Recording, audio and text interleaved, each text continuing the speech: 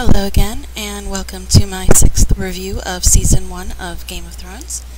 Now, I am going to try to get through this without any interruptions, but I don't know how well that's going to go, but we're going to give it a try. As I said, it's the 6th review I've done in the 6th episode of Season 1, and this review is going to be for the episode entitled A Golden Crown. A fun episode, if I do say so myself. Anyway, the way I do my reviews, in case you haven't watched before, is I go over the things that happened in the episode while the screen caps show what I'm referring to from the episode, and I add my opinions and thoughts, as well as adding in any relevant backstory that pertains to that particular scene or conversation. Now, for those of you wondering, I watched the show before I ever read the books, and I do not read ahead, so you do not have to worry about me giving away anything from the books that hasn't happened on the show as of yet. And also, I try not to even give away anything from the episodes between this one and where we currently are in the series, just in case you are new to the series and have not seen all the episodes yet. I don't want to ruin anything for you. I will point out if something is important, if you should pay attention to it, and that's about as far as it goes, because like I said, I don't want to give anything away and ruin anything for people, because I've heard plenty of spoilers myself, and they take away most of the fun of watching the show, so I try to avoid them as much as possible. So, like I said, you're safe if you haven't read the books, and you're safe even if you haven't watched all 4 seasons yet. So anyway, with all that being said, we will start our review of episode 106, A Golden Crown. Now, the episode begins right after where Jaime and Ned had their little street fight, and it ended with one of Jaime's guards actually stabbing Ned through the back of the leg, and that, of course, upsetting Jaime, because he does have some semblance of honor despite everything else. But this picks up when Ned is waking up injured in bed, and who's standing above his bed but Cersei and Robert.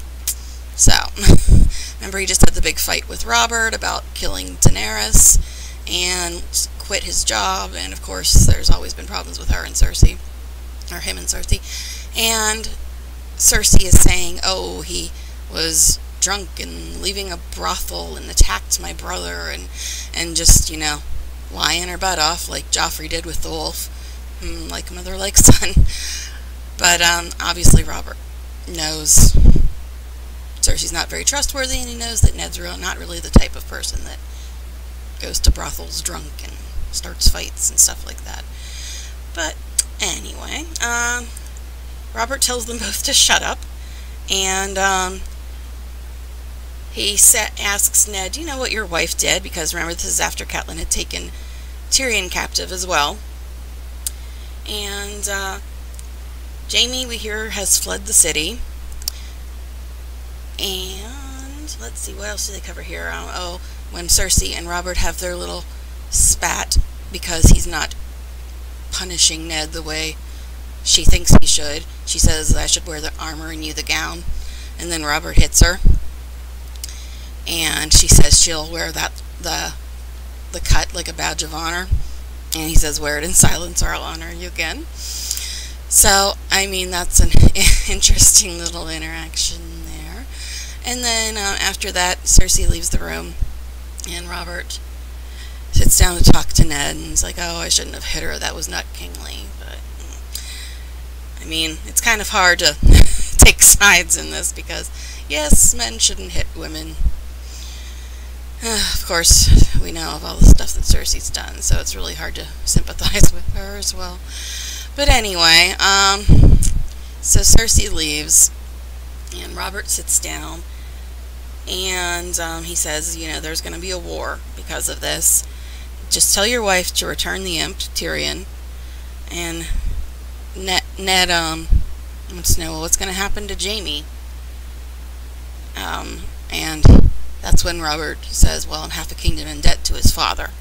So, you can see where I said earlier in another review that Robert is really under the thumb of the Lannisters. because, like I said, the kingdom's in debt, they have no money, and Tywin Lannister has basically been supporting them all these years. So he has to put up with the Lannister crap because of that. So Ned wants to go back to Winterfell, and Robert says, no, you're not going back to Winterfell, you're going to be Hand again. So this is right after Ned had quit being Hand because of the whole Daenerys thing. And he says, you know, put the pin on, if you take it off again, I'll pin it on Jaime Lannister. So then he gets up to leave and says he's going on a hunt, and Ned will have to rule while he's gone, and Ned will hate it more than he does. And, of course, Ned has to say, hey, well, what about Daenerys? And then Robert gets all ticked off again. He's like, she dies, you put on the pin, or else it's going to go to Jaime. So that's how that ends. Really, not much has been accomplished here other than Ned gets basically told he has to take his job, and he hasn't stopped anything from happening to Dany, and they're not going to really do anything to the Lannisters, and they just want Tyrion back, or there's going to be a war, and that's basically...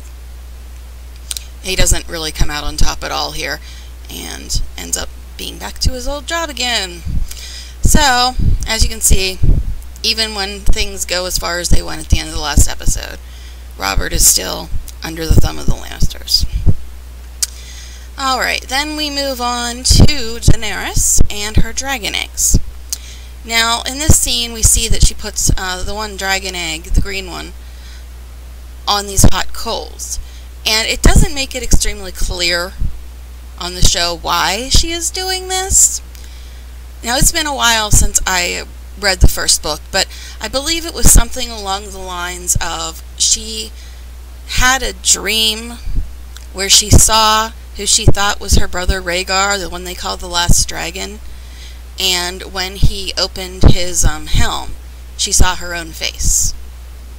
So, take that as you will. The Last Dragon, and we see Dany's face. And also, there was references, I believe, in the book to her feeling heat from these supposedly petrified eggs, and almost able to hear a heartbeat inside them. So, I think that that's a lot of why she is doing this, why she is putting the egg there on the hot coals. I mean, they don't say that in the show, but I seem to recall something along those lines happening from the book, which would explain this. And then Irri comes in, and she's like, no, you're going to burn yourself, and she grabs the egg, and there's no marks on Dany's hands from when she picked up the egg. And then they move to show that Irri's hands are all burned up. So, remember, if you remember the first episode, Dany crawled into the steaming hot bath and didn't even flinch. And then in the last, or one episode before this, I think it's maybe the third episode, Viserys was getting burnt by the candle wax when he was in the bathtub with Doria. But Dany touches an egg that was in hot coals and doesn't have a mark on her. So, interesting.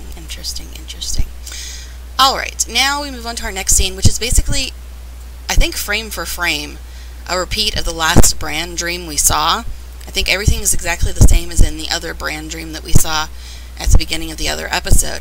However, there's one more shot added to this Bran dream at the end, and you see where this raven is leading him to, this three-eyed raven, and it shows what looks like the Winterfell crypts. So the raven is leading him towards these crypts under Winterfell. So, and that's all we get from the dream this time, but it was the exact same dream other than the final scene. And then Bran wakes up after that, and Hodor comes in with the saddle that actually Tyrion had given him blueprints for on his visit when he was coming back from the Wall. So Bran has a saddle, and he goes out riding with Robb and Theon. While Bran is riding and enjoying the fact that he can actually ride again, we hear Robb and Theon chatting a little bit about what had occurred in King's Landing at the end of the last episode, with Jaime attacking Ned and killing all of his men, including Jory, and Ned getting stabbed through the leg, and Theon is telling him, oh, you need to declare war on them. That's all there is to it. You have to declare war on the Lannisters. Kind of goes back to what Robert was saying about there's going to be a war. He said that in his first scene of this episode, plus he said this in the second episode, but Theon is basically prodding Robb into, you know, you gotta go declare war. You're in charge of Winterfell now. It's your job. And Robb's being wary about it, and he's like, you know, it's not your duty to decide we're going to war. It's not your house. And then they notice that, of course, you see the look on Theon's face when he says that, but then they notice that Bran has wandered off further than they can see, and they're looking around for him. And it turns out that we first meet our wildlings. The wildlings, the primitive people that lived there before the wall got put up, and their descendants still live north of the wall. Well, here we are south of the wall, right near Winterfell, and we run into some wildlings who corner Bran alone, and they notice that he has quality pins and leather and furs, and he's obviously from a wealthy family. And they're talking about, oh, give us the horse, and he's like, I can't get off the horse. And they show that he's got his legs are strapped onto the saddle because of him being crippled. And then he, trying to defend himself, he says, oh, my brother's here, and they're like, oh, I don't see him. But and he's trying to say, you know, I'm Bran Stark of Winterfell, and you can't do this to me. And they're like, Stark? And you'd think that they would say something pertaining to Ned, but what they say is Benjen Stark's own blood. So obviously the Stark they're most familiar with is Benjen Stark, the one who is the first ranger for the Night Watch. And Osha, the female wildling, says, imagine what Mance Rayder would give us for him. And the guy she's with, I don't think we ever hear his name on the show or anything, but he says, who cares about Mance Rayder? We gotta go south. We gotta get out of here. There are no White Walkers down in Dorne. And Dorne is the southernmost kingdom. And again, we're hearing that wildlings who live north of the wall don't seem to be unbelievers, like most of the people south of the wall who don't think that there are any evil, nasty things up north like the White Walkers. But the wildlings believe it so much they are sneaking through enemy territory to get as far south as south goes, the one says. They do not want to be anywhere near the area in the north where these White Walkers are. So, more credence to, guess what, they really are real. Then Robb, of course, finds them, and a fight ensues, and the one male wildling gets killed. Lovely little picture there of him getting killed as Robb's fighting them off, and Robb grabs Osha, but while Robb is grabbing Osha, the female wildling, we see that the other male wildling, the one that was talking about going south to Dorne, he has grabbed Bran and is holding a knife to his throat. So it's kind of a standoff, and he's telling Robb to put his sword down, and Robb doesn't want his brother to get hurt. And then, of course, Theon sneaks in behind, and he actually, after Robb puts the sword down and is going to surrender to this guy to save Bran, Theon actually, like I said, he snuck around, and he shoots this guy with an arrow right through the chest. So, he saves Bran, but Robb is still quite upset, because if Theon would have missed, then we know what would have happened to Bran. So Robb is upset that Theon endangered Bran, although Theon did save Bran. So that is pretty much what happens there. And then they still have Osha that Robb's holding, and like what to do with her, and Robb decides to take her as a prisoner. So we do see more of Osha. This was just our introduction to her, but Robb decides instead of killing her, he's going to take her as a prisoner. So that is basically the first confrontation we get with wildlings, and they're south of the wall and very afraid of the White Walkers and are doing everything in their power to get away from them. So more hints that there really are these things up north, and the people who are up north have no trouble believing in these things. They've seen them, they've dealt with them, they've had people killed by them and their families, their friends, and they know that they are indeed real. So more proof that the people who are, primitives and uneducated seem to know more than the ones who are the nobles and educated. Just because they're around it. So, we go back to Tyrion in the Sky Cells at the Eyrie, where he has been taken by Catelyn, and Lysa had him thrown in the Sky Cells. Crazy Lysa, we met her in the last episode. And in this part, he is trying to get the jailer, Mord, who is kind of slow, for lack of a better term, I don't know. But he's trying to get Mord to let him out. And, Mord comes in and he doesn't want to hear any of it, and he's just like, shut up, no more noise. And then he pretty much just leaves Tyrion there and doesn't want to hear anything that Tyrion has to say. So that doesn't go very well for him. So that's just a little callback to, okay, what's Tyrion doing now? Last we saw him, he was getting thrown in a cell. Well, this is what he's doing. He's trying to bribe Mord. And Mord doesn't want to listen to it, and he just leaves him there and goes back out. So that's just a little bit of where is Tyrion.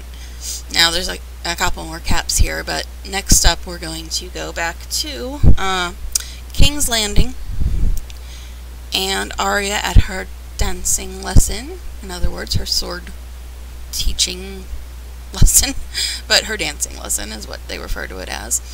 And she's with Syrio again, and she is not interested in contributing to her lessons today. She just doesn't want to deal with it right now.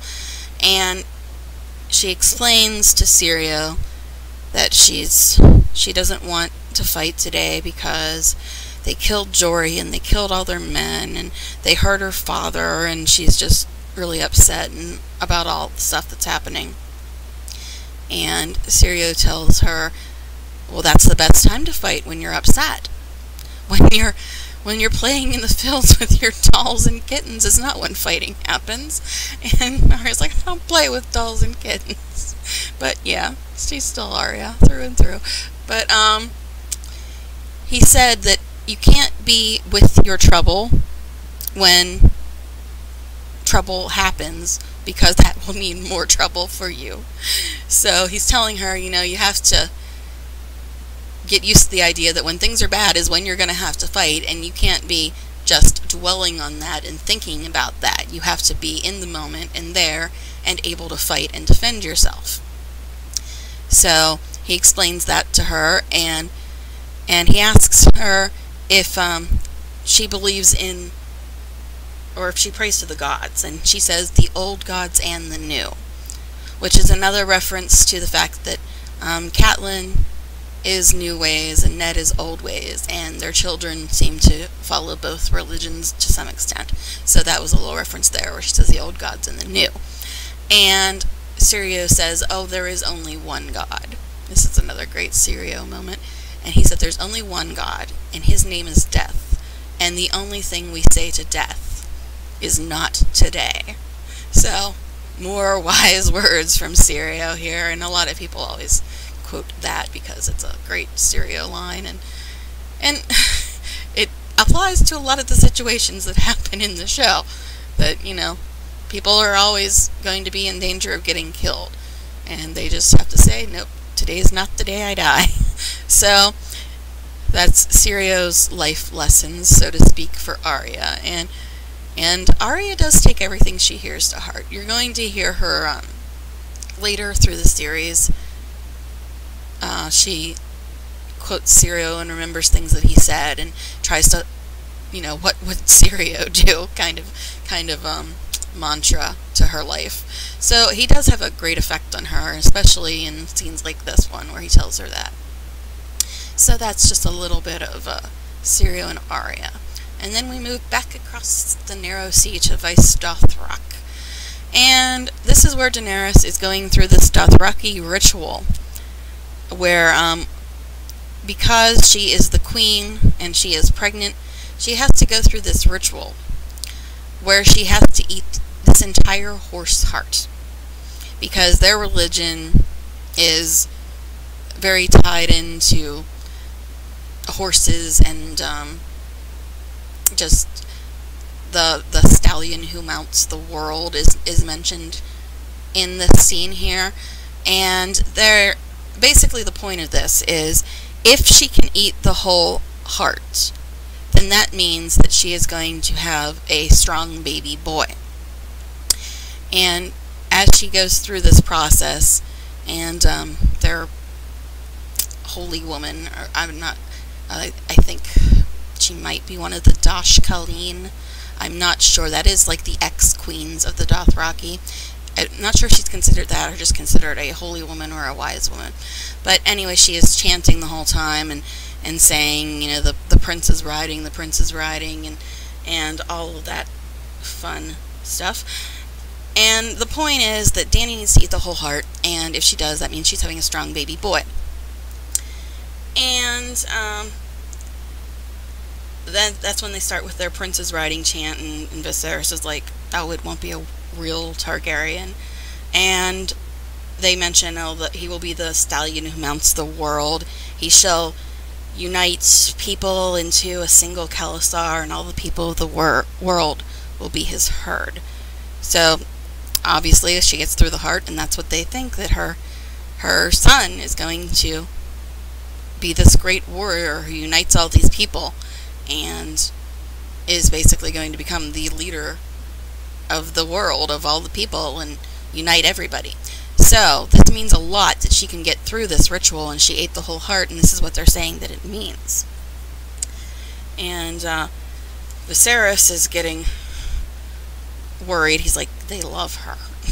And he's starting to get more of a message that Dany's the one that has the power, and if what they're saying about her son is true, what is that going to mean for him? So then Viserys disappears during this little ritual, as Khal Drogo comes over to Dany after she finishes eating the heart, and he picks her up and is holding her, and they're smiling, and she says, oh, I shall have a prince, and his name shall be Rhaego. So she's actually naming him a combination of naming after her older brother Rhaegar and her husband Drogo. So she's going to name her son Rhaego. And as I said, while they're celebrating what this supposedly means for the future of her child and everything, that's when Viserys is getting very worried about his own future. And he leaves, as, you know, they're celebrating after the ritual comes to a close. And Jorah notices that Viserys leaves during this, and he looks back at Dany and Khal, and then he decides to, you know, go and follow Viserys and figure out, what's he doing?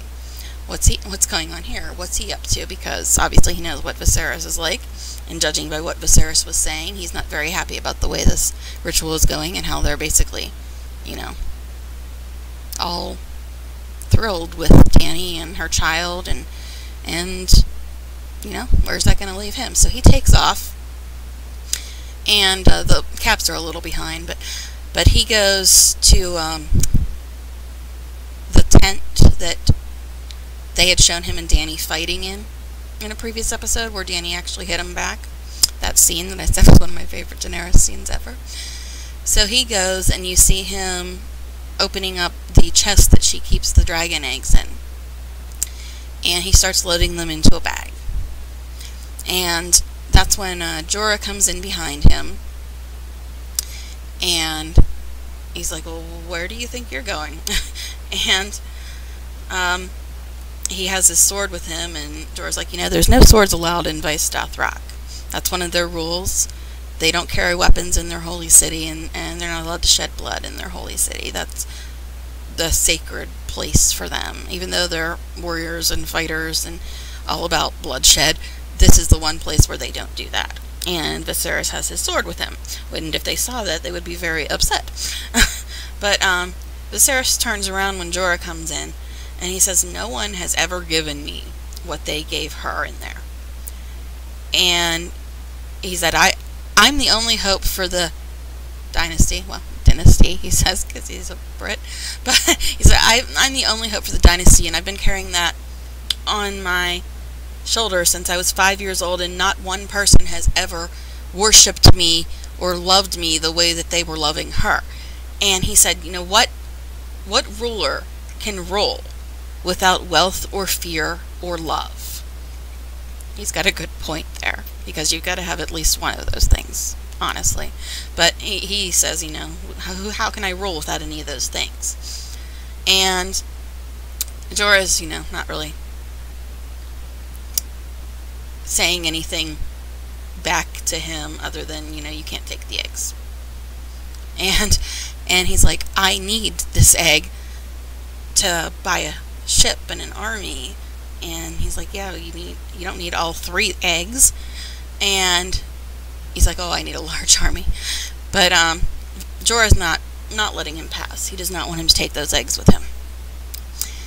And Viserys then, he decides to try to, you know, get Jorah in his weak spot and says, you know, I see the way you look at Daenerys. I see the way you look at my little sister. I know you want her. And he's like, you know what? I don't even care. You can have her. He said that, he actually says she can dine on all the bloody horse parts she wants, and you can dine on whatever parts of her you like, is what he says. I believe something along those lines. And Jorah doesn't respond to that anyway. He's just like, I'm not letting you take the eggs. And so Viserys knows that he really, as much as he thinks he is a big deal, he knows that he probably wouldn't win in a fight with Jorah, honestly. And he says, what does, you know, you're supposed to be loyal to me. I'm your king. Does loyalty mean nothing to you? And Jorah says, it means everything to me. So, now, what's strange about this scene is you really start to wonder, because we know that Jorah has been spying on Daenerys at this point. We know that he's the one that told Robert that she's pregnant, and that's what set Robert on his latest little rant, planning to kill Dany and her baby. So when he says loyalty means everything to me, you think he's talking about Daenerys, and he's really loyal to Daenerys, not Viserys. But at the same time, it's like, you've been spying on her, so are you talking about Daenerys, or are you talking about Robert? So it makes you wonder, who is he really referring to? But all in all, Viserys leaves the eggs and goes, because he knows he can't fight Jorah. So that's where that ends.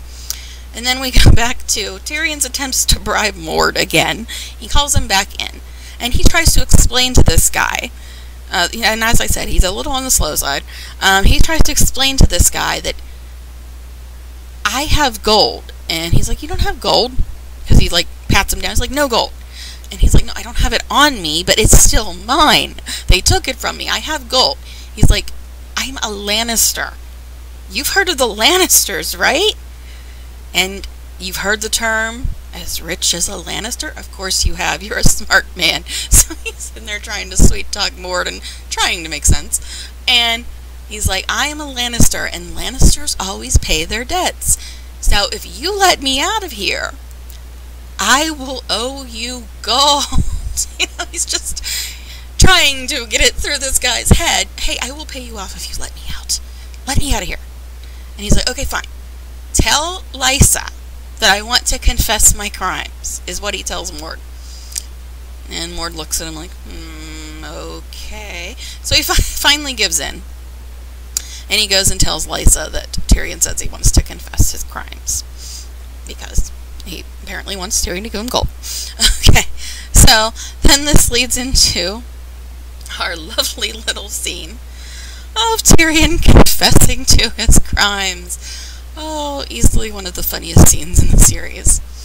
So, Tyrion goes before Lysa and Catelyn and Robin, and Lysa's like, haha, I knew he'd confess. The sky cells always break them. And Catelyn's just watching like, okay, let's hear it.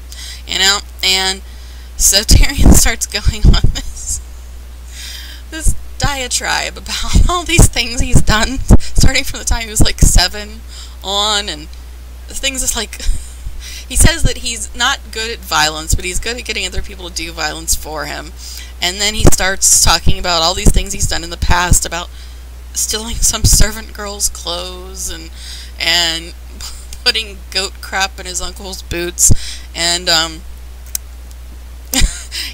my favorite one is about what he did to his sister's soup. And he's like, I do believe she ate the soup. Or at least I hope she did. Oh, God, Tyrion. Tyrion, oh, you're fun. And all the people are like, oh, God, seriously? What is he doing? And finally, Lysa and Catelyn get fed up with it. And they're like, what are you doing? We're talking about you murdering Jon Arryn and trying to kill Bran Stark. And he's like, oh, that? I don't know anything about that. So, oh, Tyrion, you're so fun. So, of course, that ticks off Lysa, and she orders him to be taken back to the cell. And he says, is this how justice is done in the Vale? You accuse me of something, I say I didn't do it, and you throw me in the cell again? It's like, where is the king's justice in that? So, he knows he's smarter than Lysa. Tyrion knows he's smart. He knows he can outwit people. And Bran is getting a kick out of this whole thing. He's just laughing it up in the background. He's starting to get an idea of what Tyrion's like as well. Because remember when they were on their way there, and Bran made his comment about the Eyrie, and Tyrion's like, I like you. So you can see the beginning of their friendship, and how Bran is quite amused by Tyrion's little story here. So anyway, he says, is this how justice is done? And he's like, I have a right to a trial, don't I? And Lysa's like, yeah. And she's like, okay, fine. You can plead your case, and my son Robin will pass judgment on you. He's like, oh no, let's not bother Robin, because he knows Robin's just as loopy as Lysa. And he's like, I demand a trial by combat. Because according to the laws of Westeros, you can have a regular trial, which isn't very fair. It's basically not very fair. We'll just put it that way. And I mean, they don't even have lawyers, and I don't even think they really let the people defending themselves talk or anything. But the laws state that you can do that, or you can have a trial by combat. And the way the trial by combat works is you can fight yourself, or you can elect somebody to fight for you. And the person accusing you can contribute to the fight themselves, or they can elect somebody to fight for them. And whoever wins determines your fate. If the person fighting for you wins, then that means you're innocent and you're free to go. If the person fighting for you loses, that means you're guilty and you get put to death, or whatever the punishment happens to be in the case. So Tyrion decides that he's not going to win during a regular trial, so he's going to have a trial by combat instead. And then he decides, well, Lysa starts picking, okay, who's going to fight for her? And all these guards are not really saying anything, and she picks her favorite guard. She's like, what, don't you want to fight for me? And this is Vardis Egan, the one that Catelyn spoke to when she first got there. And he's like, I would fight for you, my lady, but it would be dishonorable. The imp is half my size, and it wouldn't be a fair fight. And Tyrion's like, I agree. So at this point, I think Vardis says that he would be happy to fight the imp's champion, or he'd be glad to fight the imp's champion. And Tyrion's like, oh, well, don't be too glad, sir. I decide that my champion is going to be my brother, Jaime Lannister, the Kingslayer. And that throws them for a bit of a loop. And they say, Jaime's miles away. He can't be your champion, and we're going to have this trial today, so pick somebody else. And so Tyrion gives in. He's like, okay, does anybody want to fight for me? And he looks around the room, and at first not anybody saying anything, and Lysa and Robin are snickering, and Catelyn's just fed up. And finally, Bran steps forward, and he's like, I guess I'll fight for them. His demeanor is kind of like, oh, I'm bored, I have nothing better to do, so I guess I'll fight for the imp. Why not? So anyway, Bran decides to step up and be Tyrion's champion. And Vardis is like, okay, fine, I'll fight him. So, because, Vardis has got all of his armor and his shield, and Bran's just got, light armor and not even really dressed for battle like Vardis Egan is. So Vardis is all happy about that. He's like, sure, I'll fight Bran. And so this is how they've decided that Tyrion's guilt is going to be decided, and Bran is going to fight for him and be his champion. And we don't see the fight until a little later in the episode, but that's basically how Tyrion dealt with his trial. And we got the comic relief there. And, of course, Bran stepping up. As you can see that him and Bran are kind of developing a friendship at this point.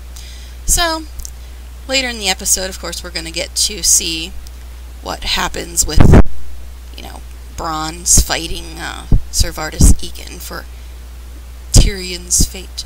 So, there is a couple more screen caps on this decision about the trial by combat and the picking of the champions.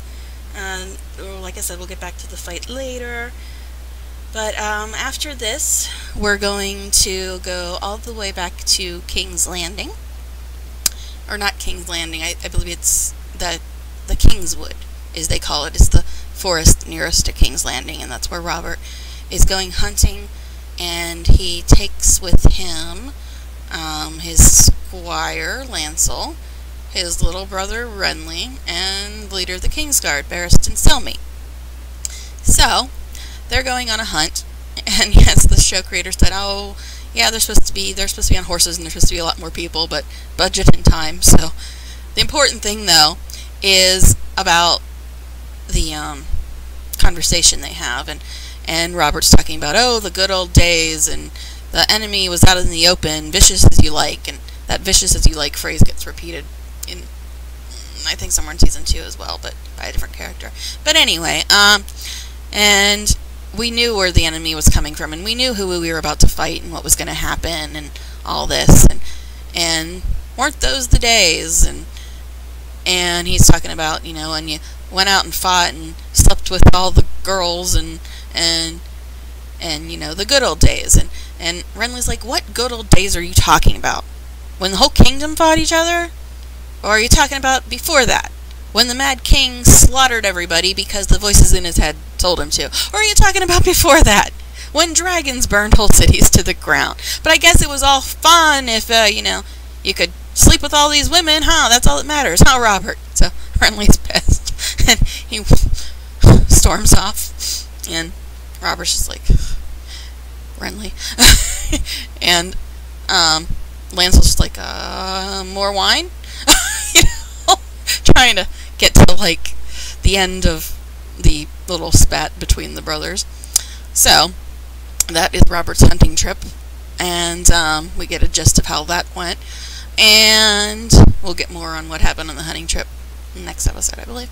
But then we go back to Ned holding court, ruling the kingdom for Robert, so to speak. So, this guy from, I believe, the Riverlands comes in and tells Robert that someone, well, a band of brigands or something, came and they took their women and raped them over and over, and then they burned their children alive, and Pycelle's like, oh, it's probably thieves, just common thieves. And the guy's like, no, they're not thieves, they didn't steal anything, they actually left something. And it turns out what they left was a bag of dead fish, and the Tully's sigil is salmon. So, and then Littlefinger says, salmon. Is there somebody that might want to frame your wife for something? Because that's her family sigil. Because the guy had said that the man leading them was taller than any other person he'd ever seen, and he cut a blacksmith in half, and they got to the conclusion that it was the Mountain, and we know that the Mountain works for the Lannisters. And then, of course, the fish thing, and like Littlefinger said, oh, or would the Lannisters be upset with your wife? Because he knows, obviously, what Catelyn has done. So, Ned has to deal with this. And, like I said, they come to the conclusion that it was the Mountain who had been the leader of this group that was, you know, raping people and burning children alive. And he's a fun guy. Like I said, he's a fun guy. And then Baelish said that he's called Tywin Lannister's mad dog. Yeah, so true. For once, Baelish is saying something that's quite accurate. But anyway, so what Ned does here is he says that he's going to strip the mountain of all his titles and all of his lands. And he sends Beric Dondarrion. We get our first mention and introduction to Beric Dondarrion. He's actually going to be played by a different actor at some other point, but this is our first introduction to Beric. He sends him to go and bring the mountain back, or, say, you're being accused of crimes against the kingdom, and to bring him back here. So he sends Beric out, and then they're saying, well, is it wise to go after one of Tywin's men? Because, the Lannisters are already upset. And Ned's like, okay, fine. Instead of backing down, he actually goes one step further. He's like, okay, also, not only do I want you to sentence Gregor to death, I want you to tell Tywin that he has been summoned back to court to answer for the crimes of his bannerman, Tywin Lannister. So he's putting his foot down. He's like, okay, the Lannisters are behind this. We're going to go to the lead Lannister and get to the bottom of it. He's going to come here and answer for all the stuff that's going on.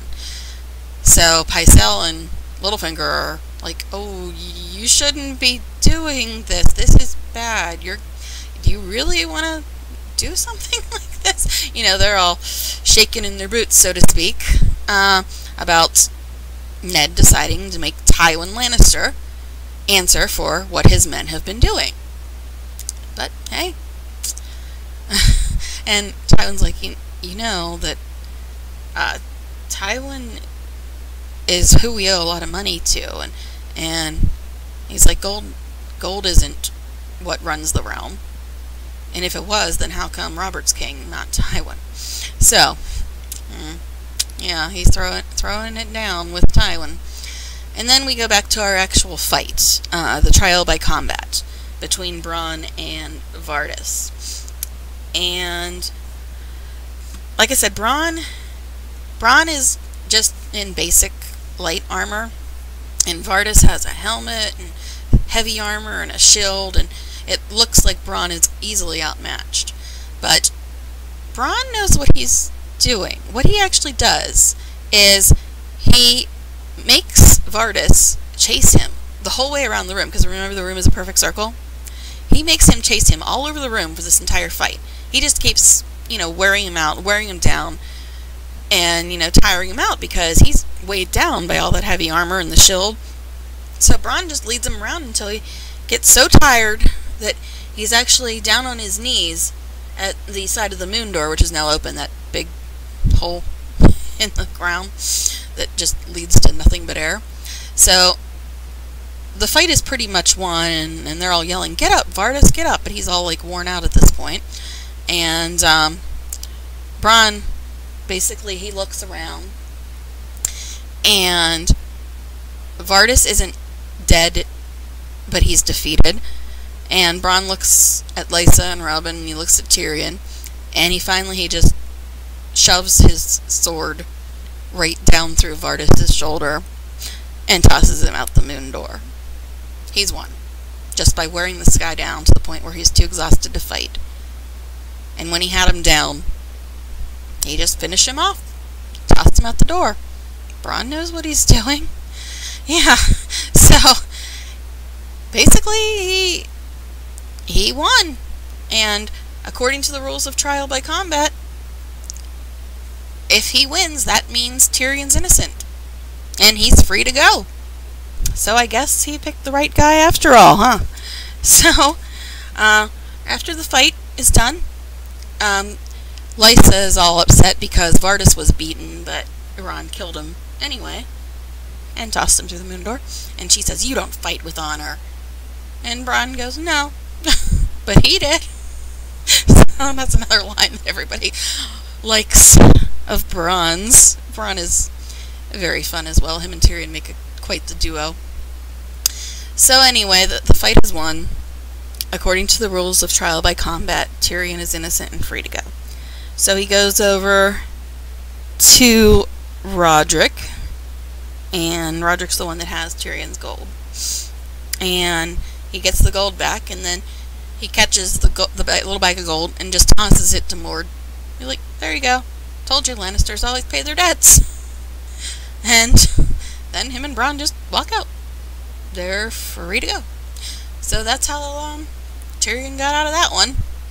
I mean, obviously, we know that, or we have a pretty good idea that Tyrion had nothing to do with what he was accused of anyway.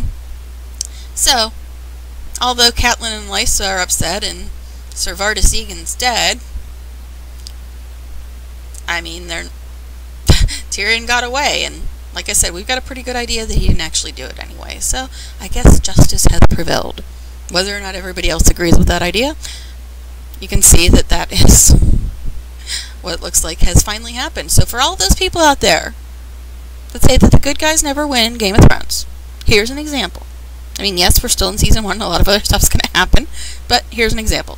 For once, a good guy won, more or less. I mean, Tyrion's not exactly a saint, but he didn't do what he was accused of doing, so in this case, a good guy won.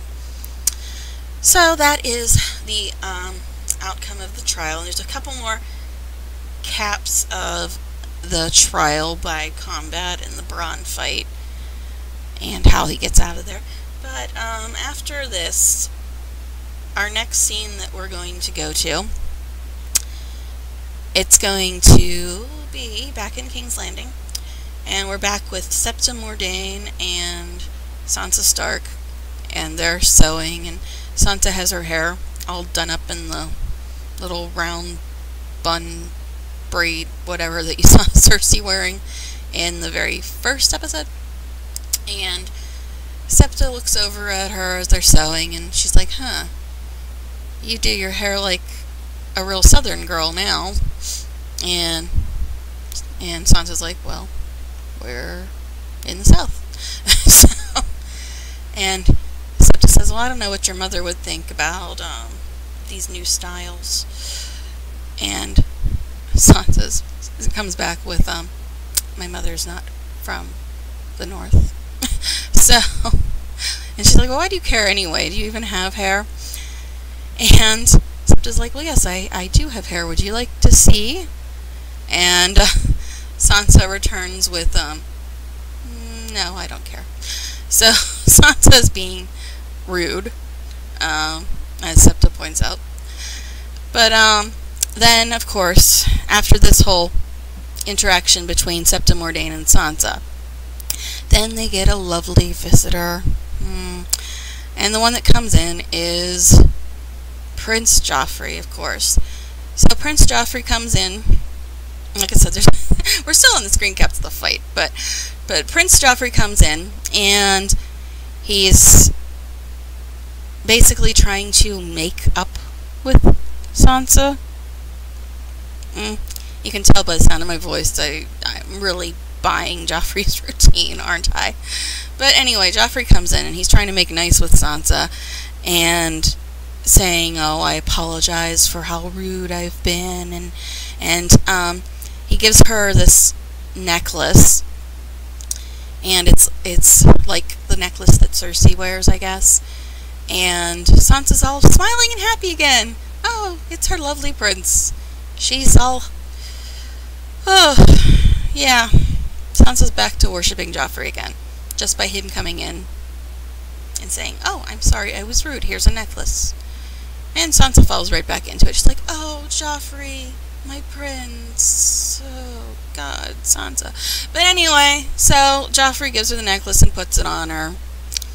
And he gives her this whole line, this whole story about, oh, well, you know, I've behaved terribly, and I'm so sorry, and I will never ever be cruel to you again. You're my lady, and I will always treat you wonderfully from this day until my last day, and just giving her a whole big old line of BS, and Sansa's falling for every single word of it. Sansa is believing all the stuff that Joffrey is saying to her. And the icing on the cake is Then, of course, Joffrey leans in and kisses her, and she's all happy and in love, and thinks her life is perfectly peachy again, because Joffrey likes her again. Oh, Sansa, Sansa, Sansa. Okay, you know, the people, the one or two people in the universe that like Sansa, maybe because Sophie's pretty, I'm really not sure why they like Sansa, but anyway, the one or two people that like Sansa, they always try to use this defense. Oh, she's a young girl, she doesn't know any better, and I mean, she's just a teenager, what do you expect her to do, and she can't help it that she's naive, she's too young to know, and hey everybody, hey, let me point something out to you. Arya knows that this place is BS. She knows that they're all in danger. She knows that Joffrey's full of it. She knows the Lannisters are crooked. She got that really quick. And guess what? Arya is younger than Sansa. And she gets it. So please stop saying, oh, Sansa's too young to know any better. Arya is younger than her, and Arya knows better. I rest my case. Would you like to have a trial by combat to decide? But anyway, so yeah, I get a little fed up with the fact that people say, you know, Sansa's too young to know better, when Arya knows better and she's way younger. So, that's all I have to say about Sansa and her behavior. So yeah, Sansa falls for it. She believes Joffrey is her Prince Charming, and everything's going to be great and wonderful, and they're going to live happily ever after. And keep in mind, this is like a day after, well, a week after, I'm not sure exactly if it was a day after, but it was right after Jaime Lannister, Joffrey's uncle, had attacked and killed Jory and the rest of their men, and put a spear through her father's leg. And she thinks that Joffrey's her true love and they're going to live happily ever after. Sansa, have you not been paying attention to anything that's going on? Really? Is your head that far lost in the clouds? But anyway, moving on from Sansa. Sorry, I know, there was a bit of a rant there, but I cannot stand the people that defend Sansa and say that it's just because she's young. Arya's younger. Thank you. Alright, moving on. Moving on. We go back to the one prostitute in the north. The only one we ever see. I guess we did see like 2 or 3 other ones in the very first episode, but they never spoke or anything. But Roz is leaving for King's Landing. And Theon sees her leaving, and he's like, what are you doing going to King's Landing? There's all kinds of girls like you in King's Landing. You'll do better here. And Roz points out, she already has heard, I mean, everybody has heard, she's like the voice of the common people, really. Everybody's heard about what happened with Jaime and Ned, and how the Lannisters killed all the Stark people, and she's like, war is coming. Everybody's going to be going off to war. There's not going to be anything left for me here. All the men are going to be gone. There's no reason for me to stay here, is basically what she's saying. And that's why she's leaving. And for the book people, a lot of them hate Roz just because she wasn't in the book. But they're tying a bunch of characters together with her, and like I said, she kind of is acting as the voice of the common people. So she does have a purpose, people. I mean, she is the one that says, oh, you know, this is what the common people think. This is what we've heard. This is how we're reacting to everything that's going on with all of you high lords and ladies and nobles. So she does have a purpose. She is the voice of the common people, is what it looks like at this point. So, for the book people that hate her because she's not in the book, she does have a purpose. Anyway, moving on. This is when Ned tells his daughters that they're leaving, or he's sending them back to Winterfell. And Sansa's like, no, no, no, I have to marry Joffrey. I can't go back to Winterfell. What are you doing? No. And Arya's upset too because she wants to keep up her lessons with Syrio, and she's like, well, can we take Syrio with us? You know, she's like trying to compromise. She's like, okay, we can leave, but I want to take Syrio with me. And then Sansa, of course, she's like, I'm supposed to marry him and be his queen and have his babies. And Arya's like, 7 hells. Basically what everybody watching is saying. So anyway, oh, Arya and Sansa. But anyway, Ned says that he's going to make her a match with someone worthy of her, someone that's brave and gentle and strong. And she says, I don't want someone brave and gentle and strong. I want Joffrey. Oh, yeah. And they just, Arya and Ned both just laugh at that. And she says that their sons will be golden lions with beautiful blonde hair. And Arya says he's not a lion, he's a stag, like his father.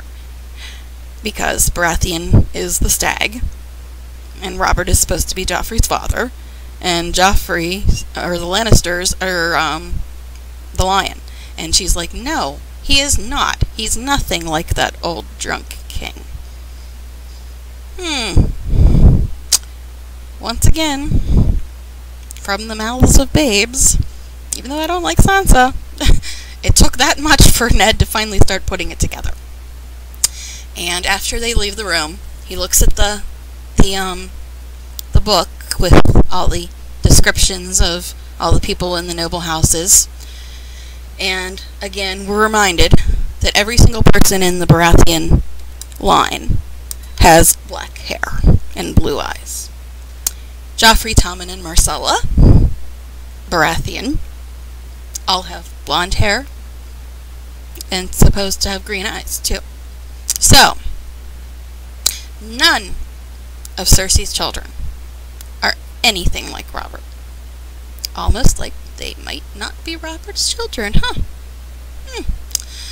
Alright, so, on that note, we go to our final scene. Another scene I love. So anyway, they're having a feast to celebrate the fact that Dany's child is supposed to be the stallion who mounts the world. Hey, look, that's how you spell Daenerys, everybody. But anyway, and they're celebrating the fact that, you know, her son is supposed to be this great prince and leader and everything. And Viserys is like, oh, I've come to the feast. I'm here for the whore's feast. Yeah, Viserys. And Dany's like, oh, please stop him. He's drunk. Get him out of here. And Jorah tells him that there's a seat for him in the back. And he's like, well, that's not a place for a king. I'm not going to sit in the back. I'm the king. And, you know, he's like stumbling around. He's obviously already drunk. And he's got his sword. And as they mentioned in an earlier scene, there are no weapons allowed in the Dothraki holy city. And Jorah's trying to, you know, get him out of there and get him to shut up and get him out of the way. And then he notices the sword and he's like, get rid of the sword. They're going to kill us. And Viserys is like, no, they can't kill us. They can't shed blood in their royal city, but I can.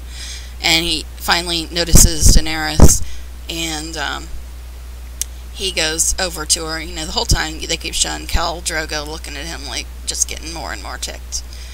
But he finally notices Daenerys and makes his way over to her. And he said, you know what? He hasn't given me what he promised me. He bought you, but he never paid for you. He promised me a crown, a golden crown. Title placement. And I haven't gotten it. He hasn't taken us to Westeros. He hasn't given me his army. He hasn't paid for you, is basically what he's saying here. So, he's starting that, and he's like, you know, I don't even care about the baby. He can keep it. I'll cut it out of you and leave it for him, is what he says. Yeah, Viserys. And he's like pointing the sword at Daenerys' stomach and, you know, basically threatening the life of her baby.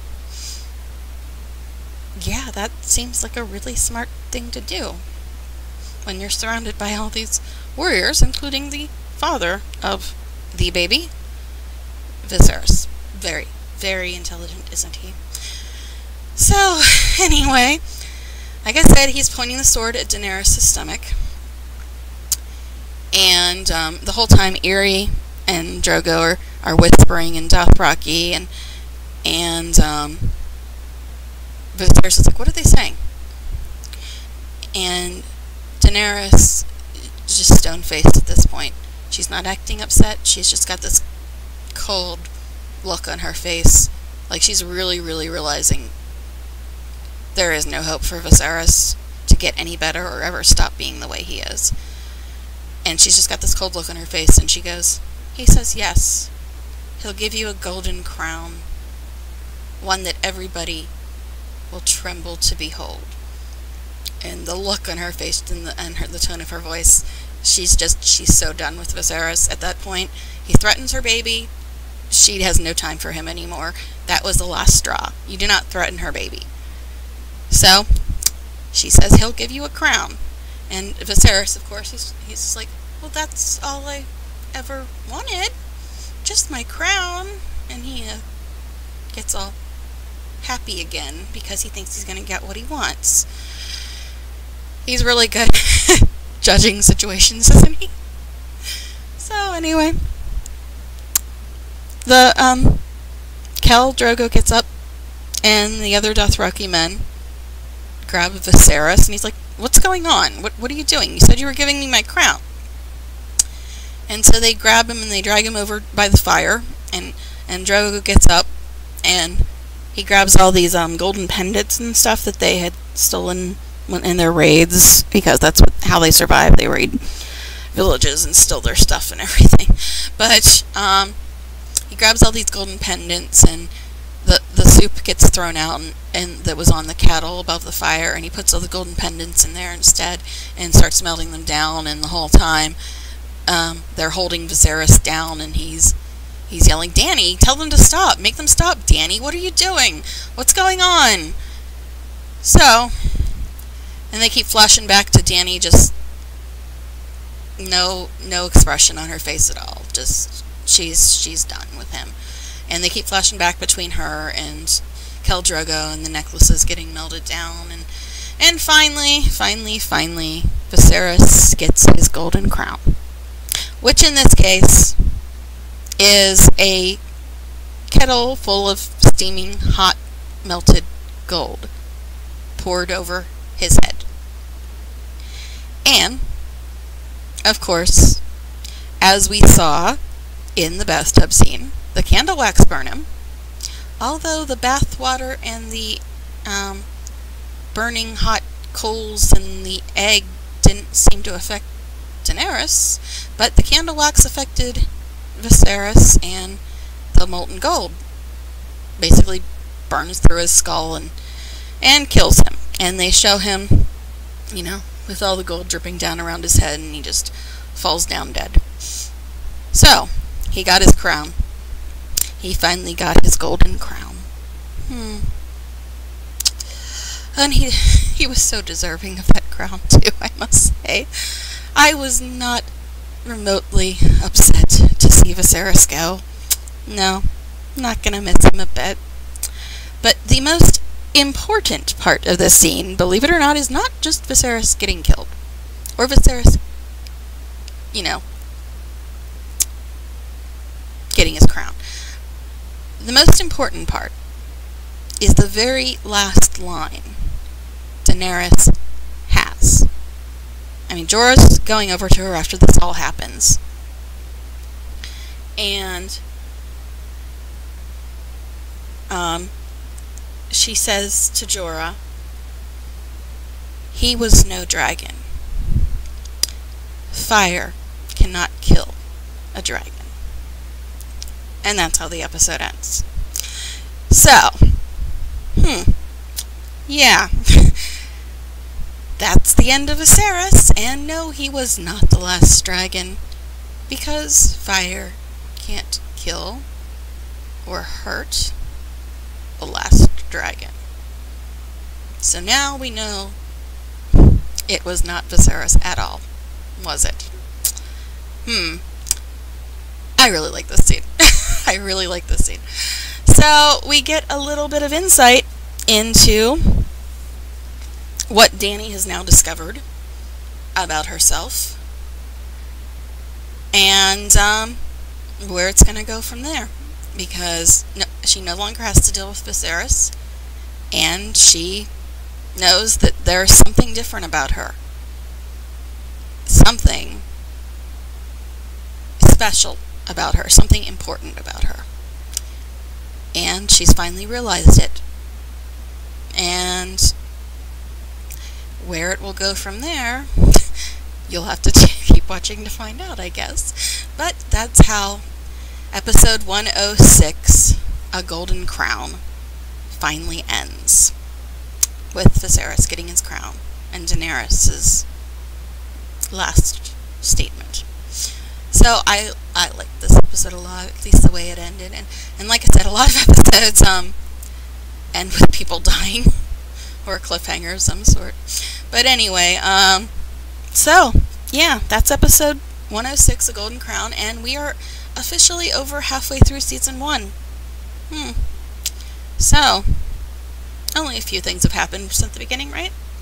Yeah. So we've only got 4 episodes left in season 1. So where it will go from here, that's the question. So I will pretty much end things here. I just want to say, please like it, please subscribe, comment. Unless you're trolling or spoiling, I will approve your comment pretty quickly. So please go ahead and do that. And hopefully you will tune in for the next one as well.